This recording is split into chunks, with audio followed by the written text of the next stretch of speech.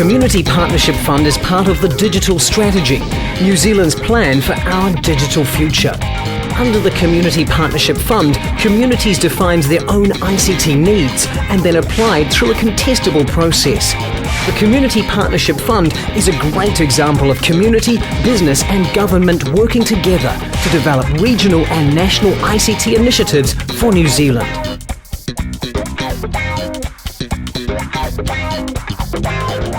The project, as you can see behind me, is the Horizons Regional Council Green Rig. It's our travelling environmental education classroom. And the purpose of the project is to go around schools, community groups and tell them about the environment in our region, which is the Manawatu-Wanganui region here in the lower North Island. This project reaches everyone, which is part of the reason why we've started off with schools, because schools are a major link into communities. It's for our school children, it's for our farming groups, it's for our community groups. Anybody who has any stake whatsoever in our regional environment.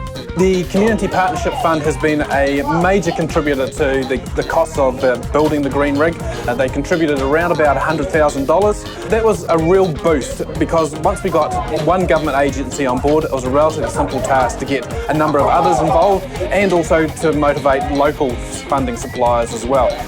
We're often asked, why have we gone with a mobile facility as opposed to a static facility? And the simple answer is, we have a huge area that we have to service. The way we've designed it, we haven't lost anything by being mobile. And it's unrealistic, I suppose, to expect the community to come to us to hear about what we want to tell them about. We've got everything we need on board. The Green Rig is freely accessible to anybody. It's a simple case of contacting Horizons Regional Council and just saying when you would like it, where you would like it, and for how long you would like it. It's free of charge.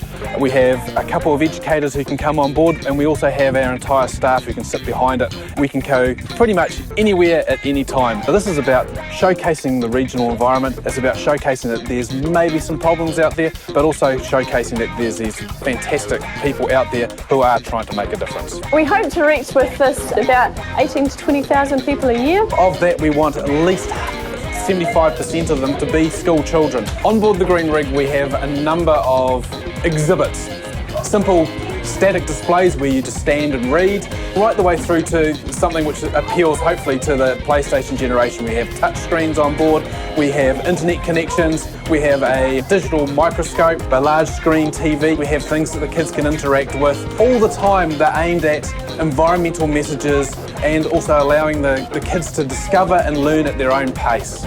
Four main messages I guess we're trying to get across, that people take responsibility and start to look after our waterways, and looking at how much they're taking out and pollution and things like that, and also our native bush remnants, what we've got left we need to look after, and our land, which is our biggest resource. The Green Rig has been on the road now for getting on 6 months, and in that time we've had around about 8,000 people come through, and I guess the next stage from this point on is going to be re-theming the inside of the Green Rig to pick up another part of the Horizons interest area, and the one that we're probably going to pursue is natural hazards, in particular flooding, lahars and eruptions, which are pretty central to the region that we live in.